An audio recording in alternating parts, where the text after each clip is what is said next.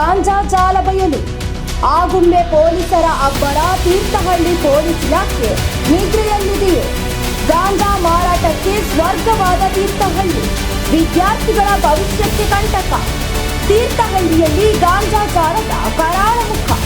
ಒಂದೆಡೆ ಬಂಧನ, ಇನ್ನೊಂದೆಡೆ ಮೌನ. ಮಲೆನಾಡಿನ ಶಾಂತ ಪ್ರದೇಶವೆಂದೇ ಗುರುತಿಸಿಕೊಂಡಿರುವ ತೀರ್ಥಹಳ್ಳಿ ತಾಲೂಕಿನಲ್ಲಿ ಇತ್ತೀಚಿನ ದಿನಗಳಲ್ಲಿ ಗಾಂಜಾ ಸೇವನೆ ಮತ್ತು ಮಾರಾಟದ ಬಗ್ಗೆ ಸಾರ್ವಜನಿಕರಲ್ಲಿ ಆತಂಕ ಹೆಚ್ಚಿಸುತ್ತಿದೆ. ವಿಶೇಷವಾಗಿ ಯುವಕರು ಹಾಗೂ ಕಾಲೇಜು ವಿದ್ಯಾರ್ಥಿಗಳಿಗೆ ಮಾದಕ ವಸ್ತುಗಳು ಸುಲಭವಾಗಿ ಲಭ್ಯವಾಗುತ್ತಿವೆ ಎಂಬ ಆರೋಪಗಳು ಕೇಳಿಬರುತ್ತಿರುವ ಹಿನ್ನೆಲೆ ಪೊಲೀಸರ ಇಲಾಖೆಯ ಕಾರ್ಯವೈಖರಿಯ ಪ್ರಶ್ನೆಗೆ ಗುರಿಯಾಗಿದೆ.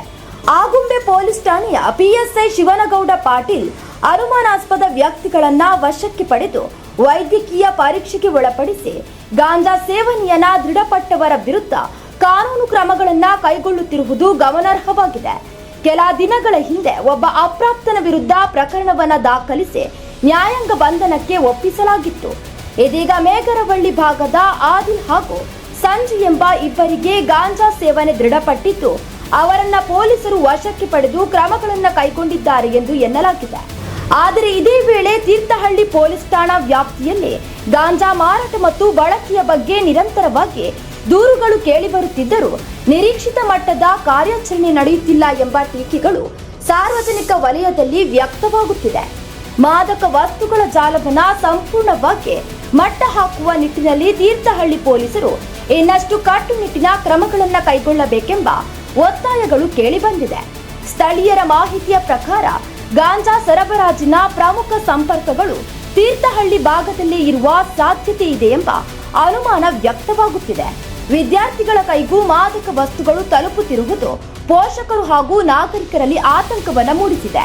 ಶಿಕ್ಷಣ ಸಂಸ್ಥೆಗಳ ಸುತ್ತಮುತ್ತ ವಿಶೇಷ ನಿಗಾ ವಹಿಸುವ ಅಗತ್ಯವಿದೆ ಎಂದು ಸಾರ್ವಜನಿಕರು ಆಗ್ರಹಿಸಿದ್ದಾರೆ.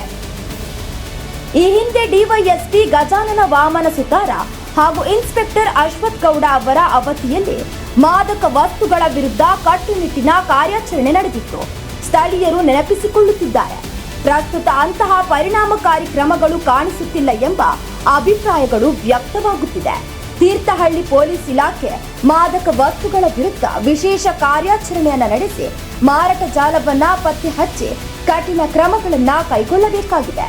ಜೊತೆಗೆ ಶಿವಮೊಗ್ಗ ಜಿಲ್ಲಾ ಪೊಲೀಸ್ ವರಿಷ್ಠಾಧಿಕಾರಿಗಳು ಈ ಬೆಳವಣಿಗೆಗಳ ಕುರಿತು ಗಮನ ಹರಿಸಿ ಅಗತ್ಯ ನಿರ್ದೇಶನ ನೀಡಬೇಕು ಎಂಬುದು ಸಾರ್ವಜನಿಕರ ಒತ್ತಾಯವಾಗಿದೆ. ಇಂಡಿಯಾ 9 ಕನ್ನಡ ನಿರ್ಭೀತಿಯಿಂದ ನಿಮ್ಮ ಜೊತೆಗಾರ.